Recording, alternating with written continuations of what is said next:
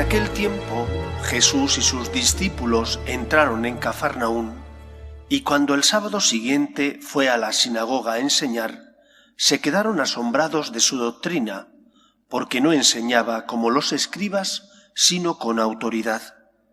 Estaba precisamente en la sinagoga un hombre que tenía un espíritu inmundo, y se puso a gritar: ¿Qué quieres de nosotros, Jesús Nazareno? ¿Has venido a acabar con nosotros? Sé quién eres, el Santo de Dios.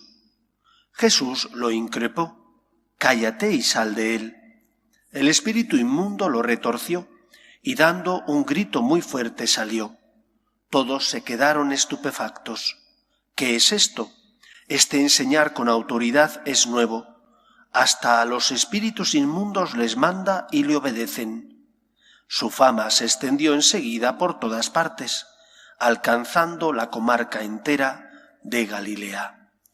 Palabra del Señor. Gloria a ti, Señor Jesús.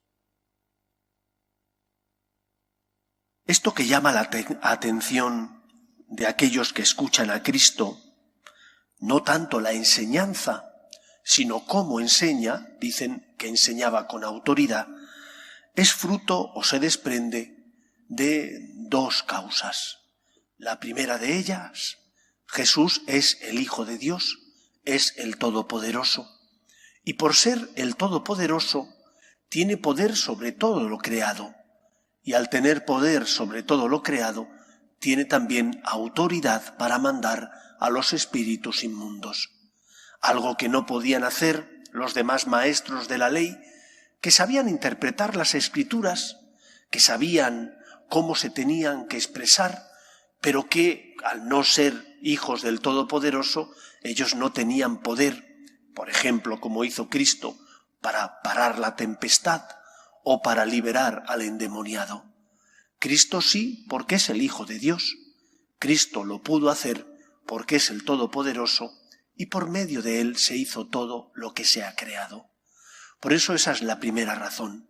La prueba o una de las pruebas de que Jesús es el Mesías, el Salvador, el Hijo de Dios, es que tiene poder incluso para expulsar demonios.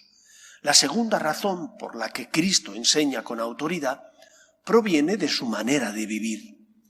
Todos nosotros, incluso los padres que quieren enseñar bien a sus hijos, saben que, aunque ellos les digan hay que comportarse así, como somos seres humanos, no siempre hacemos aquello que sabemos que tenemos que hacer. Somos débiles, nos equivocamos, tropezamos. Lo que decimos que hay que hacer, no siempre nosotros lo hacemos, no por maldad, muchas veces por debilidad. En cambio, en Cristo no es así. En Jesús, su predicación, lo que él decía que había que hacer y la forma de vivir eran todo uno.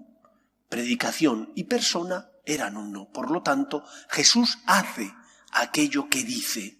Jesús, que no conoce el pecado, puesto que es el Hijo de Dios, Jesús, que no cometió el pecado, hace aquello que él indica que se debe realizar.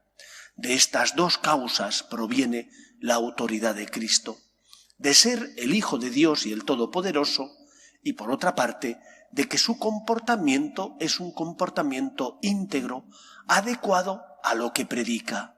En él, la palabra y la obra se identifican. ¿Qué nos enseña esto a nosotros?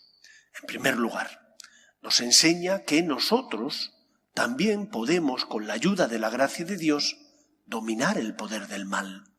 Jesús envía a sus discípulos a predicar, y sus discípulos, cuando han vuelto de predicar, le dicen: Maestro, hasta hemos expulsado demonios.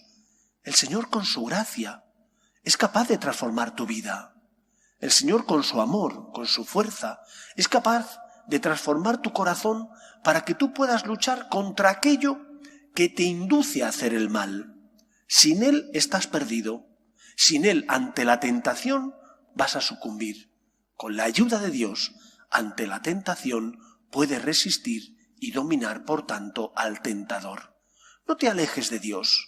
Reza, comulga estando en gracia de Dios, confiésate con frecuencia, ten una intensa vida de piedad y de esa manera experimentarás el poder de Dios que actúa en nosotros y que hace posible que podamos expulsar al tentador, es decir, a Satanás. En segundo lugar, si yo dejo que el Señor llene con su gracia mi vida, será más fácil que, resistiéndome a la tentación, mis obras den testimonio de mi fe. Esto es como el agua del río que desemboca en el mar.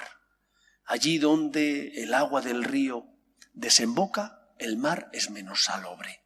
Cuanto más te alejas de la desembocadura, el mar se convierte en un agua más salobre, más salada.